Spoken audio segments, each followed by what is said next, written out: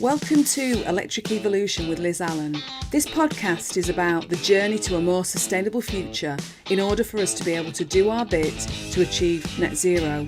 I'll be discussing a variety of topics with experts in their field in order to educate and increase our knowledge of clean energy, electric vehicles and the electric vehicle infrastructure.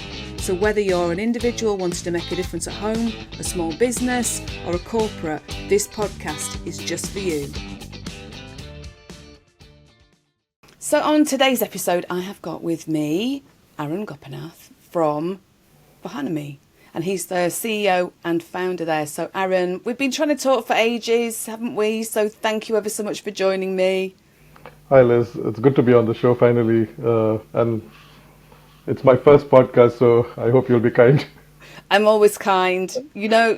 I've talked to plenty of podcast virgins before, so yeah, don't worry about it. Honestly. So yes, thank you. We've been talking because of the fact that you've co-founded, or you're CEO and co-founder of Vahanomy, but underneath that there are different layers, aren't there? And what we're going to talk today is about Charger.io, which is spelled CHRGR.io, and also Scoutia. Yeah. So let's go back. Let's go back into your past, because from my kind of delving into your kind of LinkedIn profile and everything, you're quite tech orientated, aren't you? So what's kind of formulated this journey to where you are now with Vahanomy? Yeah, so I'm not actually a tech person. So what You're I not say a is tech person. I'm not a tech Okay. person. I call myself a tech entrepreneur in the sense that I've used technology in my businesses. So my first business was a internet presence and service provision, Right. and then I had a company where we did architectural and engineering services using Yeah. building information modeling. So that's today popularly known as digital twins in the built environment. Right. Okay. Yeah. So I sold that business in 2009 and then took a 10-year sabbatical.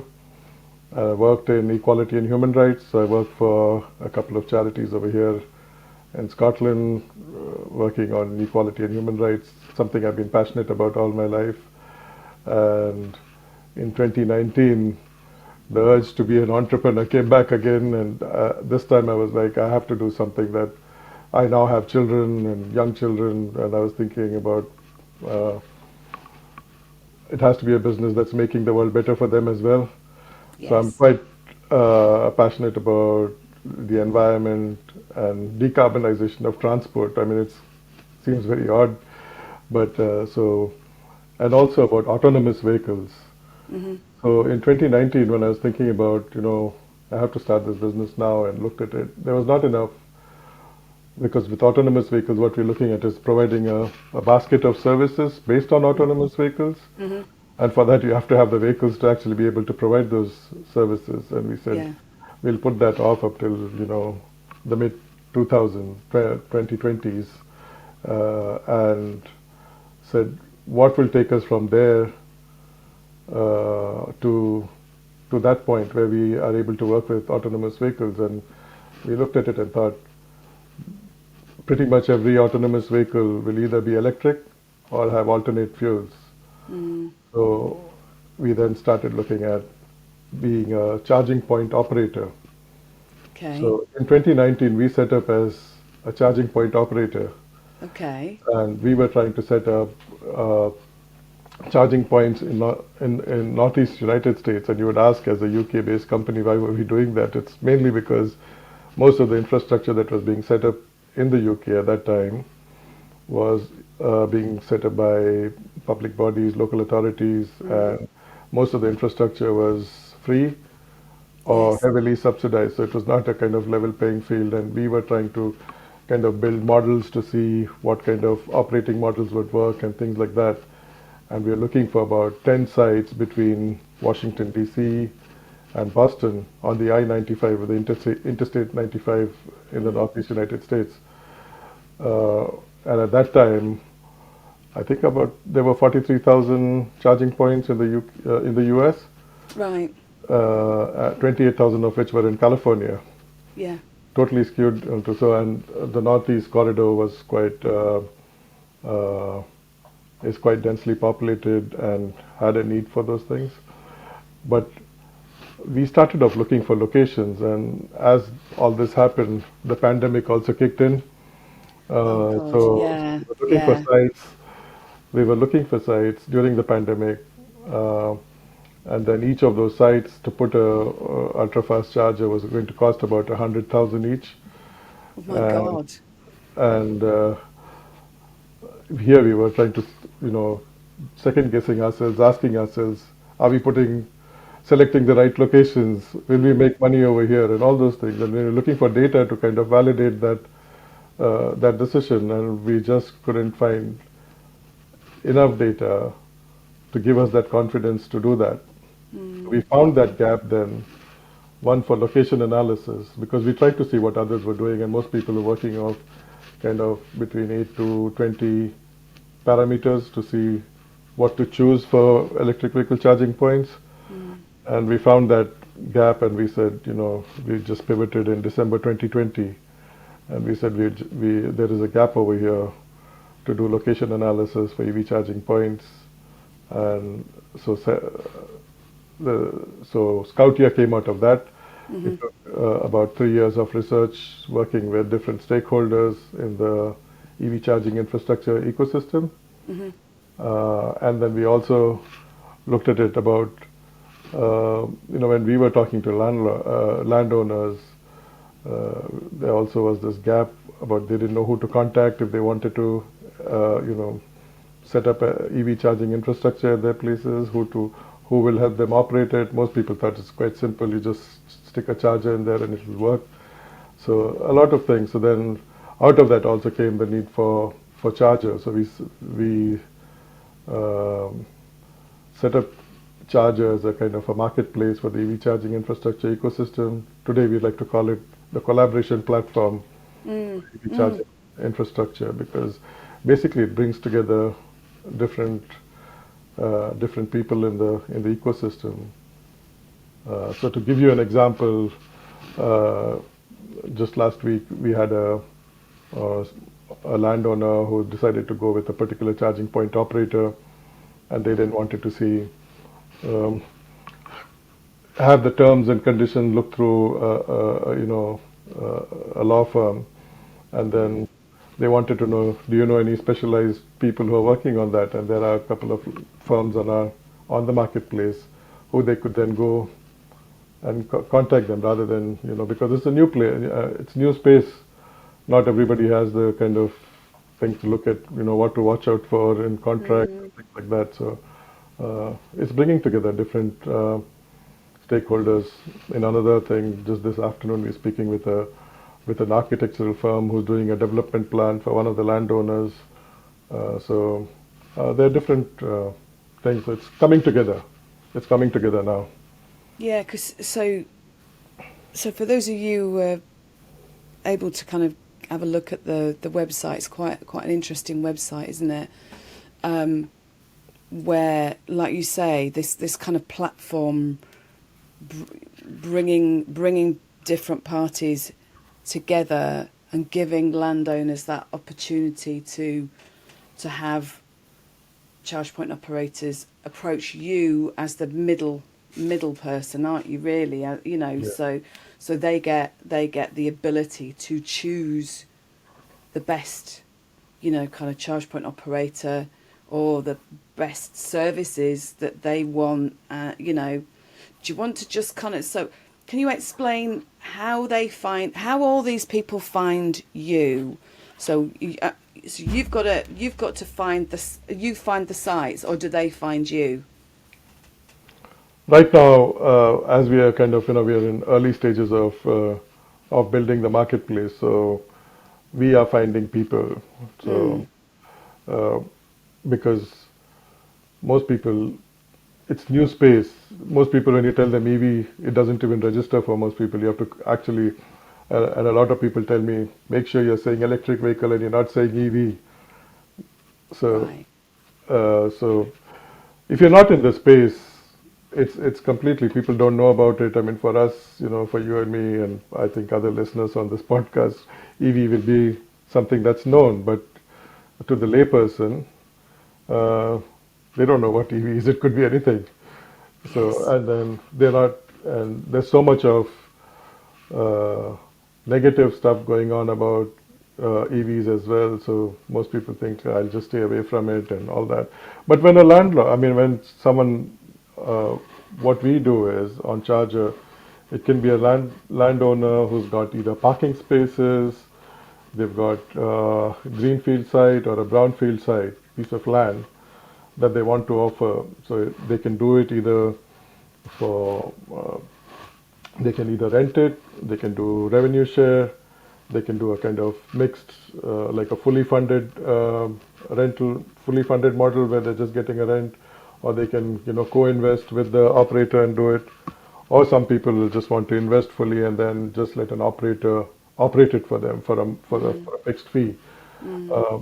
And there are also lots of landowners or property owners who've got electric vehicle charging infrastructure on their site, uh, and then now have realized that it's way too much work than they had anticipated, and they want a charging point operator to come in and operate it for them, and also expand where if needed, where they might have two spaces that are already electrified, but have more charging infrastructure put into those places.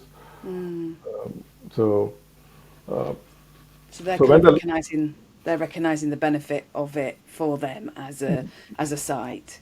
Yeah, but then problem is also that landowners don't know who do they go to, who do they approach, which are the charging point operators, because different operators have different strategies. So you go to someone and they'll say, we only have look for sites where there's 50,000 vehicles passing through, and so if that doesn't align with that person's strategy, that company's strategy, then uh, they've got a no, and then they think, oh, my site's no good. But there is a site for different types of operators. Someone might have clients in some places that has fleets that need charging infrastructure, so they might think, oh, this location is great, even if it doesn't meet those, 50,000 vehicles per day targets. So it's to find uh, on charger.io, what you can do is you can list your site and then be found by different operators.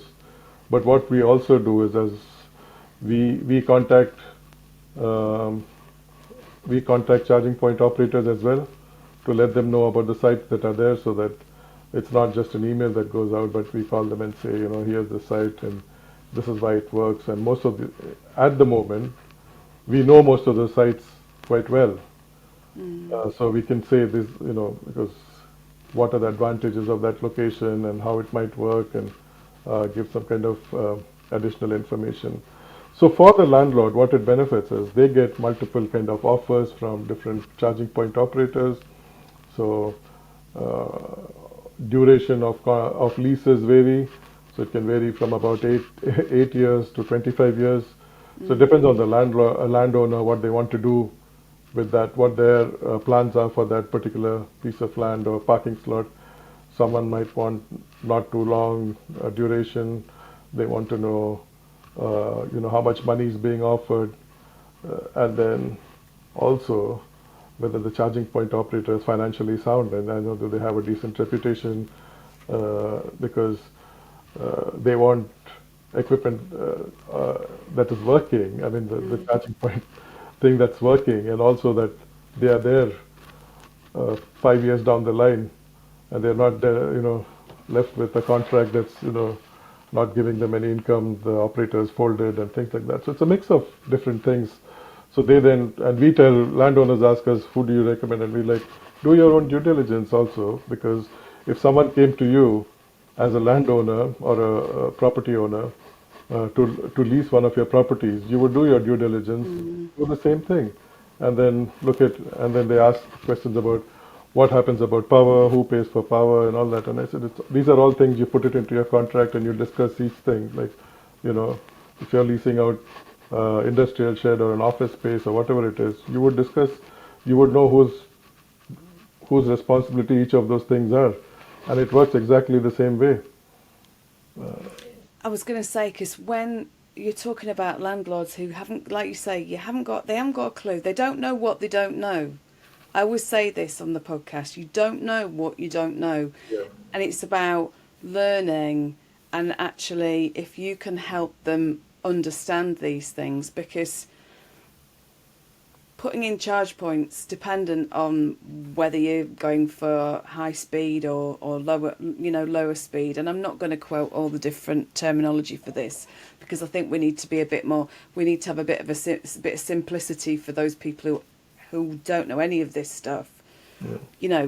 It's expensive either way. It's expensive, isn't it, to install charge points. So, and like you said, when you've got the different kind of profit sharing and things like that, they're getting the different abilities to be able to manage what what the installation looks like, what they're getting out of it at the end.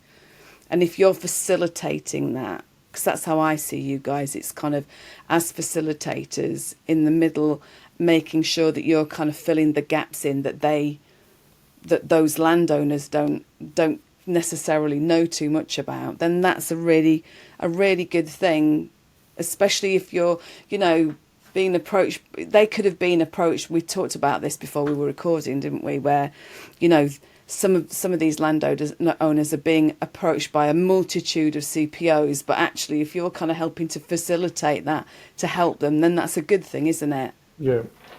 And for most landowners, they're busy people. It's just one kind of, it tends to be not a priority for them to set up EV charging infrastructure, but they know that they have to do it, and but how much time do they have to do all those things as well? So, like, we have one land property owner, we should say. They own about kind of 50 different business properties, and that person is literally one person and maybe a half a person in their office, and they don't have the time or capacity to kind of deal with, 4 or 5 inquiries from one. They want everything to be consolidated and sent to them, and then they can then look at it, what is what, and then they can decide whether they even want to do it or not, and whether it's worthwhile to do it. I was going to say, and there's that, and a lot of this is as well, I suppose, is the word of mouth about your service, and actually how you can facilitate them for this, because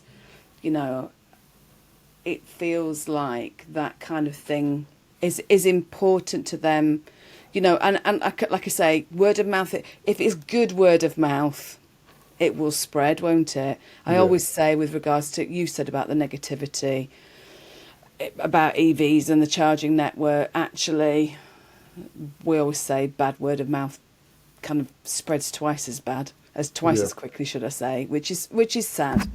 Which is sad in itself. But like I say, I'm assuming that as people get to find out about you, this, the number of landowners that are joining the marketplace will increase, won't they? Because they trust you to be that facilitation tool. We are just about beginning to see that. I mean, when landowners have successfully concluded agreements with charging point operators, they are then saying, here's my friend, he's got 4 sites, someone's got, we've got one landlord who's knows someone who's got 600 sites. And God, and if we have to really meet the numbers of, the EV charging infrastructure, we have to have that exponential growth on our site, which we are beginning to start seeing now, where sites are coming on, and the network effect has to take place, and now it's taking place. And eventually we hope that people will be registering on the site, not because they know me, but because they know the reputation of the organization itself, the company, and of the site that we've done that. And it's an online platform, but right now we're doing quite a lot of our work offline, You were saying that, weren't you? So just, I hope you're okay. Can you explain what you're saying about offline so that people who are listening and watching can understand why that's important? And I've kind of alluded to this a few minutes ago, talking to you. Sure. I mean, a lot of sites are offline because landowners don't want to be, they think that, if it's out there in a public site, that they think that they will be approached by lots of people selling them things, whereas Yeah. most landowners that we know of, landowners and property owners, are looking to get a fully paid EV charging infrastructure, simple thing where most people just prefer to get a fixed rent or lease rather than people approaching them wanting to sell them equipment, someone trying to sell them, you know, uh, security equipment for EV charging, the payment methods and other things. It's just too much for them, so they just don't want to be. And like I said, most of them are very busy people, and they don't have the time to be dealing with all this. So they just give it to us Yeah. and say, "You speak to the right people to speak to." So right now we've got about 27 charging point operators with us who look at sites, and it's growing. So it makes it easy for us to kind of consolidate it, compare all the offers, and then give it to the landlords, and they can see what they want. And we had an interesting conversation as well before, because you just kind of said it a couple of minutes ago. We had an interesting conversation about the charger numbers that the government has actually put in place to say, we want to, that there is an aim by the government to get 300,000 chargers in the ground by 2030. And you pointed me to the Competition and Markets Authority, and this was a report that came out back in 2021, was it? Yeah. Because you said you've had it on there for a while, where they're talking about 480,000 public charging points, Yeah. which is quite interesting, isn't it? Because you're kind of looking at two different government bodies who are actually talking about, kind of a different numbers. But I kind of said to you, the Charge UK report that came out earlier on this year, I think it was out in July. They were talking about the number of charge points that were in the UK at that point in time when the report came out, and that was 809,181 home chargers, 57,510 workplace chargers, and 64,632 public chargers, which combined is 931,323 charge points in the UK. So we are getting there. It's just, I don't personally feel that it should be a numbers game. I know we've got to achieve whatever this number looks like. We've got I think, is it 1.3 million vehicles, 1.2, 1.3 million electric vehicles on the road currently. So that's quite a small percentage of people driving electric. The main thing to me is about you said, didn't you, about you didn't say about utilisation, but you basically said about the number of vehicles that a charge point operator wants to see coming through that land, don't you? Was it 50,000 cars? Yeah, I mean, quite a lot of the big ones, they want their strategy. I mean, it depends on operator. So some people want 50,000 cars to be going by the road, beside which the charging point, the infrastructure set up to have 50,000 cars per day. And that then eliminates a lots of roads and areas across the country. And I mean, we need numbers to kind of guide us towards to see how we are doing, but it has to be a mix of numbers. Is it in the right geography? What kind of vehicles are there in different areas? I mean, if you look at historic data that we have, it's based on the more expensive cars that have got bigger batteries, bigger capacity, bigger. What I mean, are we looking at numbers that are kind of mirroring the existing types of cars owned in different areas. Because if I have, say, a Nissan Micra, and I'm going to buy, if I replace, I'll replace something with something similar. Whereas if I have a car that's 100,000, I'm more likely to replace it with something similar again. So Very the true. capacities and range and everything will vary. So and also people, it's only now that used cars are coming into play, but who is able to afford those used cars? Yeah. It's a mix of to looking at the spread. So I think what's also very important while setting up the EV charging infrastructure is to make sure that there's a just transition from when we decarbonize transport and go into electrification, that it's there in remote communities, rural communities, not so well-to-do communities. Otherwise we'll end up with people having to drive distances just to charge, and it's unlike Yeah. a petrol station. You're probably going to have to spend at least half an hour, 45 minutes to get any basic type of charge, and it depends on localities. Like there are lots of cities. Like if you look at Glasgow, I think it's 73% of people don't have access to a driveway. People Right. who own a car, so Mm. Mm. they have to.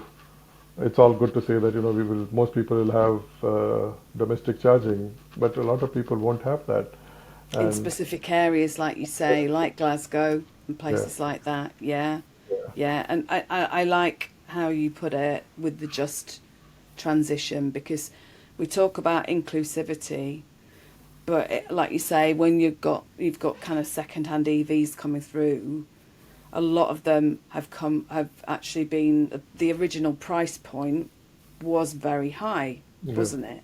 yeah, And like you say, people can't afford some of the high price points. I mean, they are, when they're coming through second hand used, the prices are dropping quite a lot. But again, it's kind of, can these people, can people in general afford it?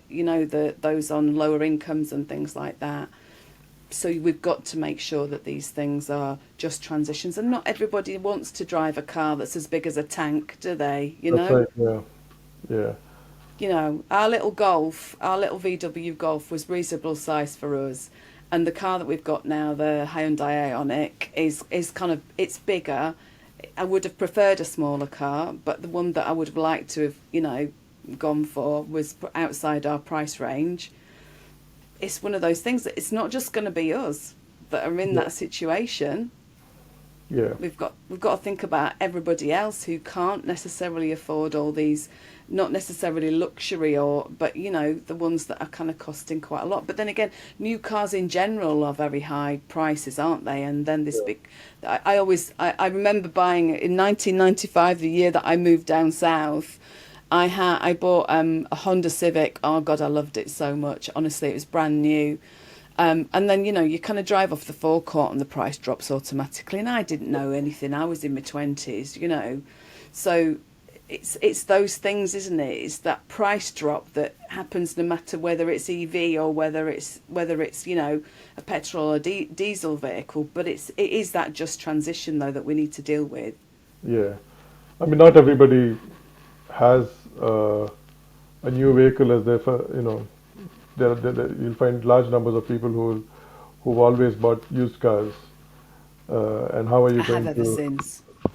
and how are people going to how is the transition going to include them all as well. So in terms of numbers, I mean, it takes also, I mean, you have to look into the mix of charging capacities, what's so sometimes it can be quite, you can have a lot of low power chargers, and that might meet the numbers, but is it meeting what is the need in terms Yes. of the number of kilowatts that need to be charged in that particular place? So it's more nuanced. I mean, and I don't think any of us have actually got that, because it's all kind of predictions and things like that. But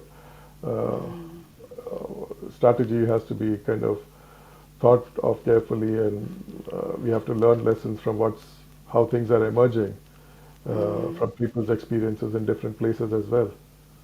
But So it's there that is a share.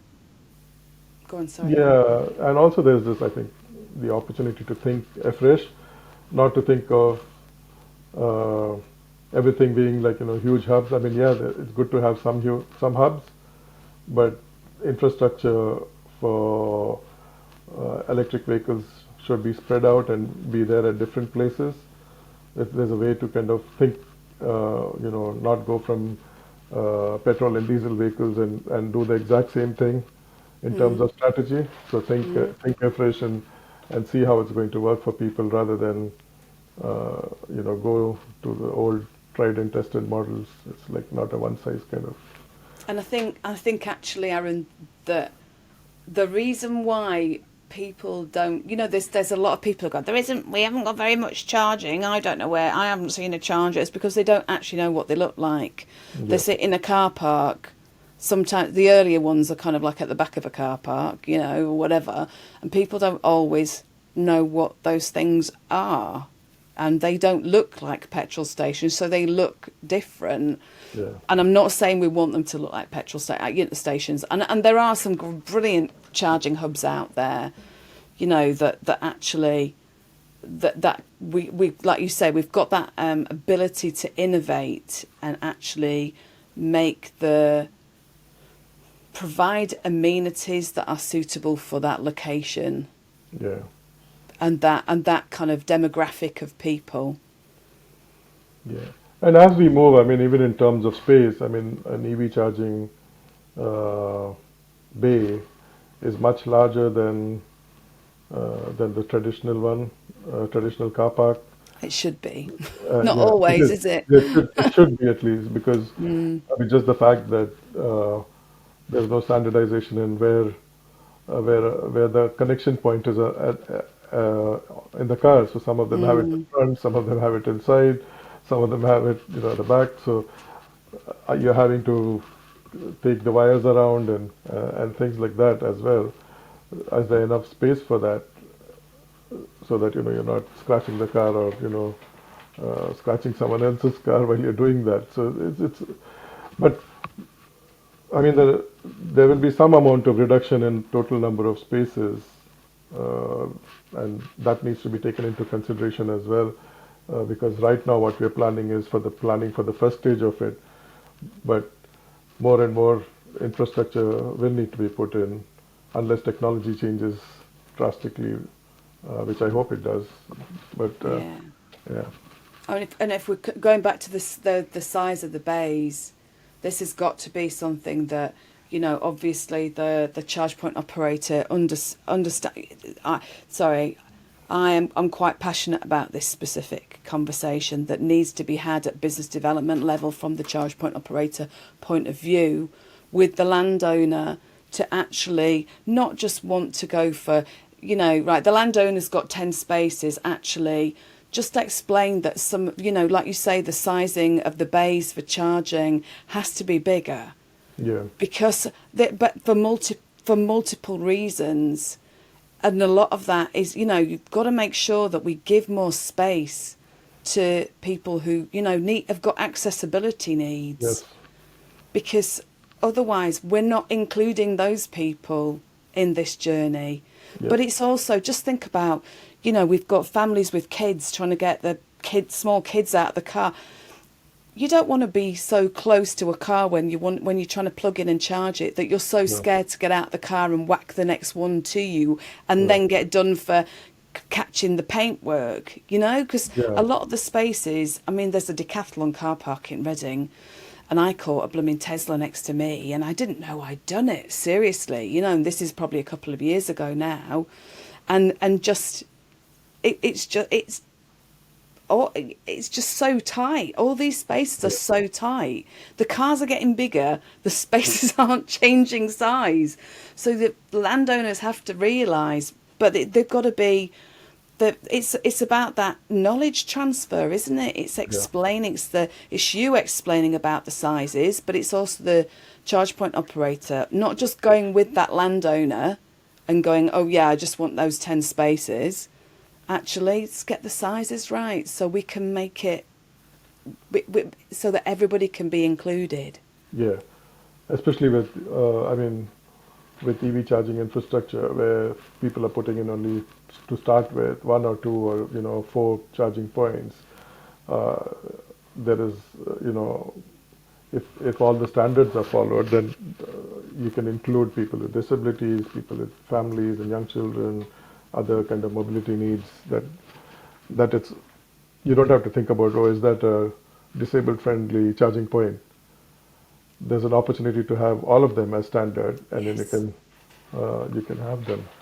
So Yeah. so it has to be driven both by the by the landowners as well as charging point operators, because charging point operators should be saying this is our design standard, this is what we need to meet, and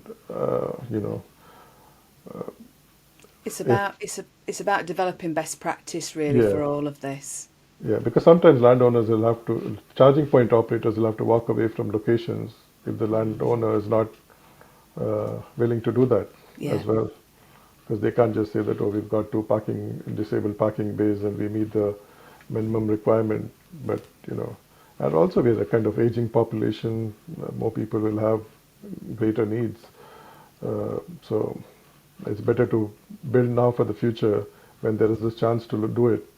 And like you said, we've got this perfect opportunity now to Yeah. change the way we're doing stuff, which totally right. If we look at Scoutia, then what are you? Because obviously we've looked at Chargio, but it's Scoutia. How is that kind of? I know it's not the idea. It's not supposed to be working in conjunction with Chargio, is it? But actually, how is that kind of benefiting companies currently? Because I know you're using sort of AI location Yeah. sort of insights for that, aren't you? Yeah. So Scoutia basically, like I said, when we started looking at location analysis, we did a consultation with different stakeholders to see what are things they're looking for. So the stakeholders meaning EV users, charging point operators, landowners, other grid companies, electricity providers. We spoke with pretty much everyone in the industry to see what are the things that they would need. And so we came up with about 110 parameters to kind of decide whether a location is suitable for EV charging. But what we say is at the same time is it's not a one-size-fits-all kind of solution. So when we are doing our analysis, we're saying to charging point operators, tell us what your priorities are. So because not all operators have the same strategy. So some operators may want to be charging as a service provider. So that means they have to have reach all over the country, or a geographic spread. So you can go anywhere and find them. So that will include some sites which are not commercially viable for them. I mean, because they have to have that spread. So if you're selling to fleets and you're selling to even to consumers and saying get on our network and you can go anywhere and charge. So it depends on different people's priorities, their strategy, what it is. So if you have a company that says we're only going to set up hubs, that's fine. I mean, that's their strategy. You can't then, you have to find, so like the companies that say, oh, we want 50,000 cars going by, or some who say we want 20,000 cars minimum going by. That's not everything. So in that place, we look at what is the risk. So when you look at risk, we look at risk to the business model, risk to the physical the infrastructure itself, and most importantly, risk to the end user. Yes. So Yeah. if the user doesn't feel safe for whatever reason, and I give quite a simple example, and I say for a lot of sites, if women are not going to feel safe in particular locations, that's half your customers gone. So have you then build that into your business model to say, we are, our customer base is only so many people. It's, or, so many people, and some people might go, women might feel safe to go during the day, but not at night. And with, uh, huge differences between summer and winter, Yes. all those business model kind of modeling, that changes. Yeah. So, or you need to put in mitigating factors. So if we say these are the risk factors in this site, you need to put in mitigating factors, whether it's CCTV or whether you need adequate lighting. And those are all things that are going to cost, whether in capital costs, whether it's in operating costs. Those are all things that are going to cost the operator. Have they then built that uh, into their finance model to see that they're going to make money out of that site? Because otherwise, if they don't make money 2 years down the line, they might shut it down. And then what happens to that? And move it somewhere else. So it's And it's I so was it's, going to it's say, I gave you that. I was giving you that example of me last week. So, I said, didn't I?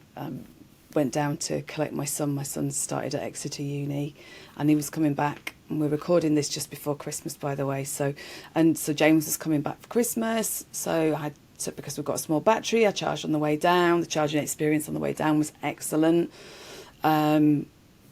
At Pogo charge site, which was really, really good in Bridgewater. It's daylight, so different. But then on the way back, I chose a different site. I'd never charged there before, but I wanted to use this charge point operator. I'm not going to say who this one is. And it was at a garden centre. And it was fine, not a problem, kind of plugging in. It was absolutely fine.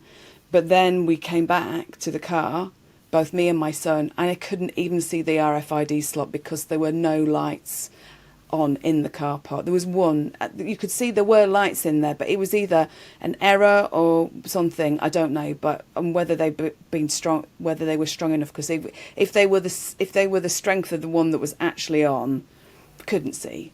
So my son had to turn his torch on his phone so I could actually see to tap the card. But like you said about safety, I would probably not have gone back to that site if it was a nighttime, kind of charging in the winter like now. So I would have chosen a different site had I have known.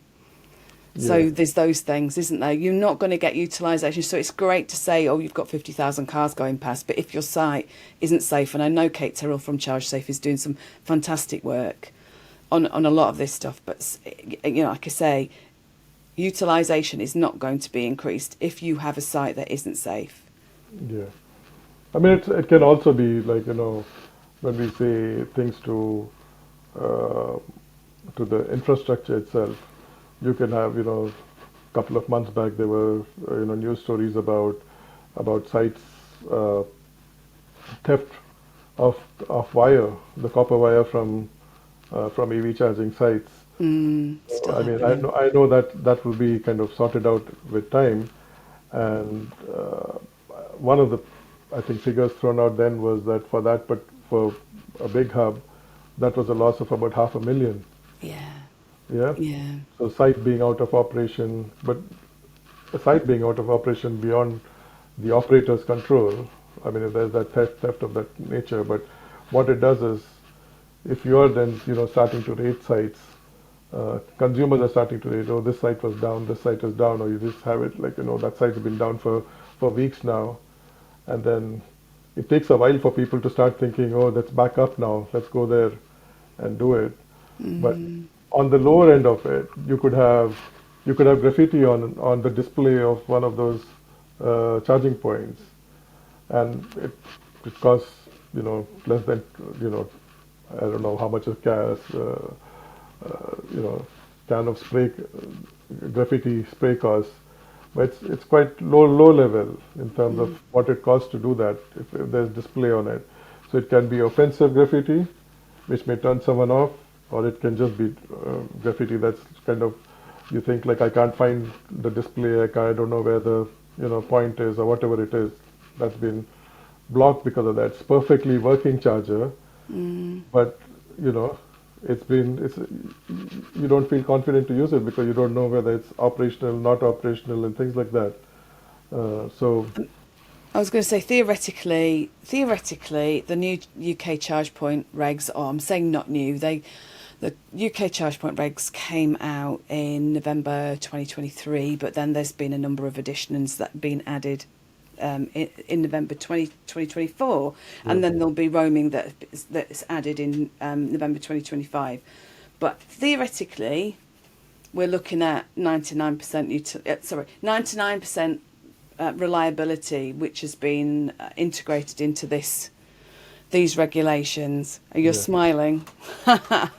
there is that risk that, and I know that it's happening with some charge point operators for some reason. I know of one. I'm saying one I know of where they're turning off the charge points.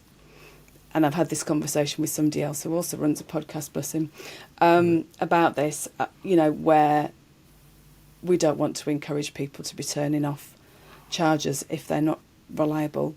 I want them to get to, my background in improvement says, I want you to get to the root cause of that. yeah. If you've got unreliable chargers, is that the hardware? Is there a problem with the back office? What is it?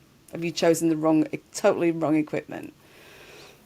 Rather than leave that charger not working for months and months, because that's the time when, like you say, when people see it and kind of go, I ain't got a clue what's going on here.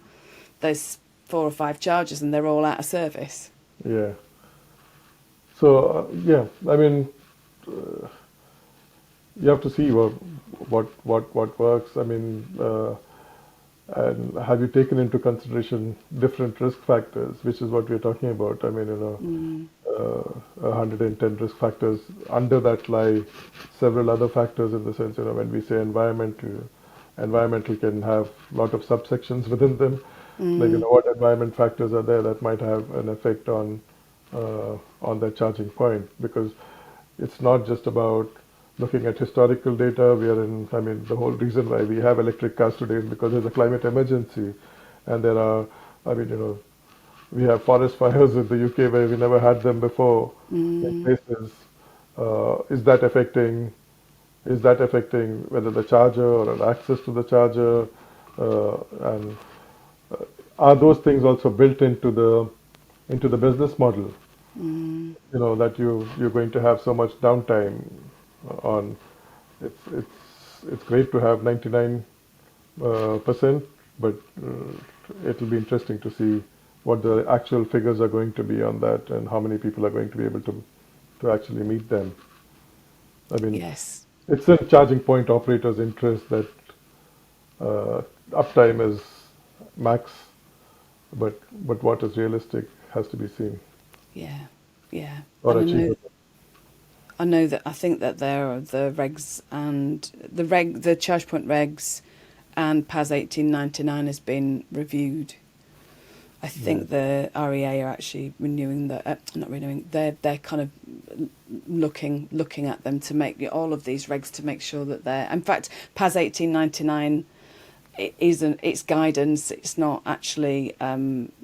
It's not mandatory, not mandated. So that probably needs to change in order to. Again, it's that when we go back to that just transition to include people, because that's to do with kind of. Accessibility to public charging and all sorts of things around that. But I wanted to ask you, you seem really quite passionate about a lot of things, kind of with regards to climate and everything else. What actually, out of all of this, what gets you out of bed every day? I mean, there's a lot of work to be done. I think of the climate emergency as what kind of a world are we going to leave for our children, or are they going to have a proper, safe environment for them to be living in itself?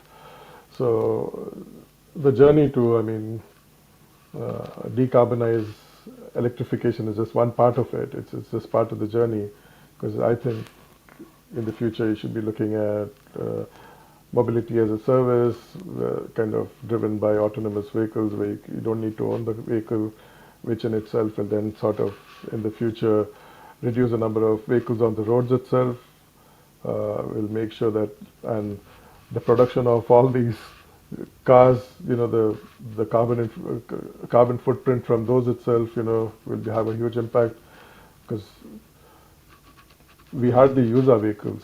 And if we can share them and have mobility as a service, but then again, that whole thing has to be done in a way that it's just, again, that it's accessible to everyone, and not just in certain areas and urban centers, but so for me, that I feel like I myself don't own or drive a car anymore. I haven't owned a car for the past 15 years. I live in a city center, so I'm quite lucky that I can walk or take public transport to most places I want to go. But I think mobility as a service in the future will enable that, and autonomous vehicles, when they come, will be, I think, the silver bullet. If we can get over a lot of the concerns, like people have this thing about car ownership. It's a very personal thing, but people don't think that they can go away from that, and also trusting autonomous vehicles and things like that. But there is, I live in Edinburgh. There's an autonomous bus service operating from Fife to Edinburgh. Yes. So we were on the user design panel for that as well. And if a bus can drive over, over the Forth Bridge, in autonomous way, hopefully it will give people more confidence to do more with it. Interesting. And then just as a final question, so what are your future plans for Vahanomy then? So Vahanomy, with just the EV charging infrastructure, there's so much to be done. If you look at the numbers, if you look at the CMA numbers, 7 times what we need by 2030 still needs to be set up, EV charging infrastructure. And we've got to this point where it's taken, 15 years for us to set up what we have. So there's a lot of work to be done, and we want to expand to the US, we want to go to India, we want to go to places in East Asia and Australia. But first move now would be to kind of expand to the US. We are pretty much ready with Charger.io to kind of expand in the US, a little bit of localization. We are raising money at the moment, and we need money to kind of do a lot of the marketing and make, especially if the US market is big, and you can't do it without marketing dollars. So having that investment tied up would be good. Well, listen, I just want to say thank you, and thank you for joining me on your very first podcast. I really appreciate it. I hope it's been a pleasant journey. It has been. Thank you very much for having us on this, and I'm not nervous at all, so that's good. So, That's good. That's good. So, yeah. But I will share all of the websites and all of your details in the show notes, and make sure that everybody can find you. And just as a final note to everybody else watching and listening, if you can, as I always say, share this podcast, make comments on LinkedIn or wherever you see us on social media, subscribe, to YouTube, or just be a subscriber on kind of the audio platforms. We're on most of the audio platforms. Any of that is brilliant, because we're a small podcast, and just increasing our voice would be brilliant. And actually it's good for, hopefully, doing that will increase Arun's voice. The more we talk about these things, the more we can fight against that negativity, for sure. So thank you ever so much, Arun. Thank you for joining me. It's been really, really lovely. Thank you. It's been a great experience. Thank you. And happy holidays to everyone. Thank you. And to everybody else listening and watching, I'm going to see you next time. Bye. Thank you for watching Electric Evolution. I really love bringing you these weekly conversations about sustainability, renewables, and building a cleaner future together. If you're passionate about positive change, please like, subscribe and share with others who also care about these topics. You can also download our white paper, Plugging into the Future, at fullcircleci.co.uk and join the discussion on improving sustainable transport, or email me at liz@fullcircleci.co.uk. Thanks for watching. Bye.